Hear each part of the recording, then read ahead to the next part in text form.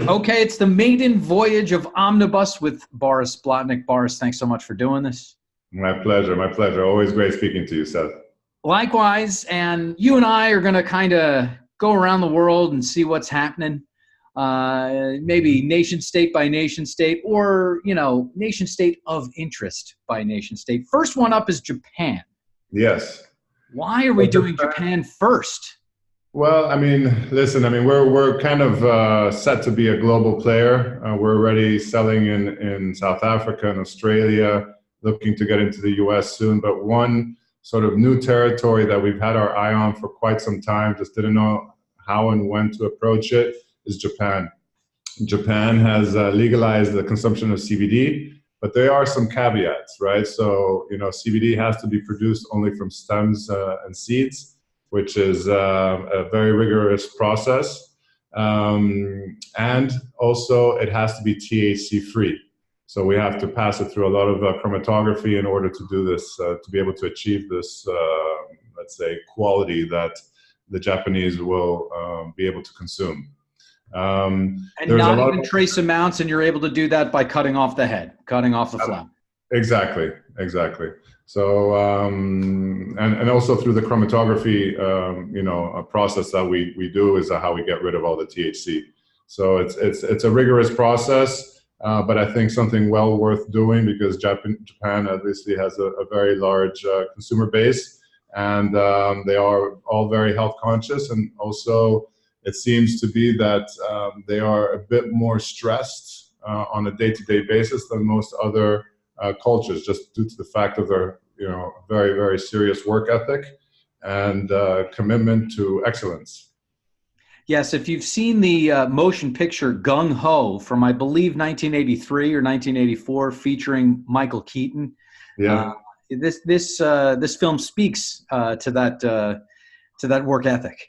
Right. I don't recall seeing that, but I'll put it on my list to watch. But yeah, I agree. I mean, Japan obviously has that culture of very, very, honor and work ethic, and making sure there are no mistakes.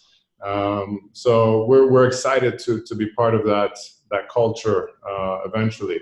Another good thing, or let's say something very exciting event happening next year, is the Olympics, right? So we're looking to make sure that our product and product range will be advertised in an effective manner before and during the Olympics. Okay.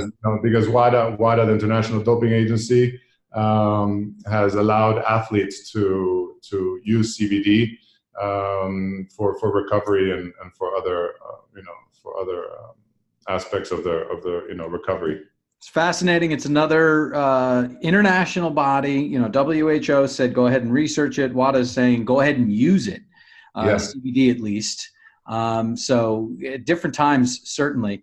How does you mentioned the consumer base? You mentioned the work ethic and why the plant would do well in Japan, and how the population might do well with the plant. How does it compare as far as standards? How does it compare as far as regulations? How does it compare as far as policy to other regions, to other nation states? I would say it's quite similar, as long as you have your documentation in place. It's kind of like an approval process that you have to go through. There's certain statements that we have to agree to as well in order to be able to bring in the product into Japan. How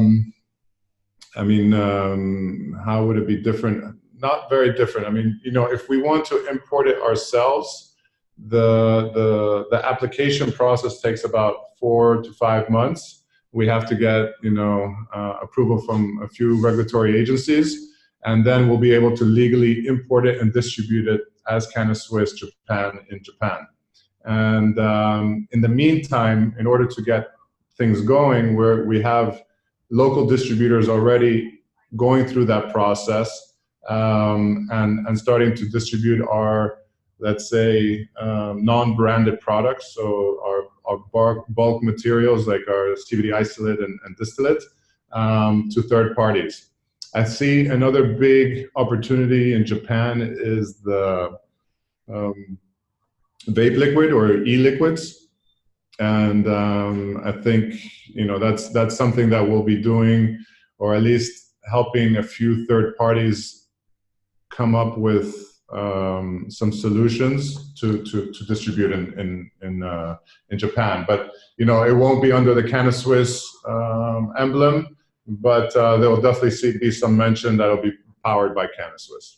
And so then you've got Japan, the nation state, seeing CannaSwiss doing good business in the country, all while the paperwork's being processed so that CannaSwiss, the brand, can be exactly. And Japan has also that culture of, you make a mistake and, there's no excuse, right? So we have to be very, very careful and very rigorous with everything that we do in regards to Japan.